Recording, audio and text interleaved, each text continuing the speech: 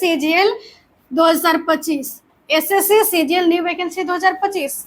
यदि हम इसमें बात करें कि कब से अप्लाई डेट की बात करें कि ऑनलाइन आवेदन कब से स्टार्ट हो गया है, तो ध्यान रखिएगा कि 9 जून 2025 से ऑनलाइन आवेदन स्टार्ट हो गया है। और यही लास्ट डेट की यदि हम बात करें कि ऑनलाइन आवेदन का लास्ट डेट क्या रहने वाला है, तो 4 जुलाई 2025 इसका लास्ट डेट है।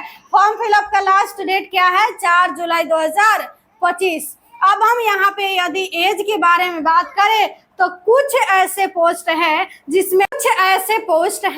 जिसमें मिनिमम एज 18 वर्ष खोजे गए हैं, और कुछ ऐसे भी पोस्ट हैं जिसमें मिनिमम एज 21 वर्ष खोजे गए हैं। तो ये आप लोग ध्यान रखिएगा। यदि हम मैक्सिमम एज की बात करें तो 32 वर्ष, ध्यान रखिएगा।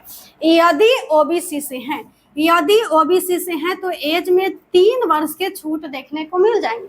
यदि एससी एसटी से हैं तो एज में 5 वर्ष के छूट देखने को मिल जाएंगे। आप लोगों को एज लिमिट के बारे में पता चल गया है। कुछ ऐसे अभ्यर्थी हैं जो कि ज्यादा फी की वजह से फॉर्म फिलअप नहीं करते हैं, तो ऐसा सोचने की जरूरत नहीं है। फी बिल्कुल समझ लीजिए तो कम है, ज्यादा नहीं। चलिए जानते हैं हम फी के बारे में। ध्यान रखिएगा कि यदि एससी एसटी से हैं या फीमेल हैं तो 0 रुपये लगेंगे, पैसा नहीं लगेगा, ध्यान रखिएगा। यदि जनरल से हैं, ओबीसी से हैं या ईडब्ल्यूएस से हैं तो ध्यान रखिएगा कि फी कितना लगेगा? 100 रुपया लगेगा। आप लोगों को पता होनी चाहिए। अब हम यहाँ पे बात करेंगे टोटल पोस्ट को लेकर के कि इसमें टोटल पोस्ट कितना है। ये तो आप लोगों को पता होनी चाहिए ना। क्या कुछ ऐसे भी अभ्यर्थी होते हैं जो कि कम पोस्ट की वजह से भी फॉर्म फिलअप नहीं करते, तो ऐसा सोचने की कोई जरूरत नहीं है। यदि हम टोटल पोस्ट की बात करें तो ध्यान रखिएगा कि 14,582 कितना है? 14,582। अब हम यहाँ पे बात करेंगे क्वालिफिकेशन को लेकर के।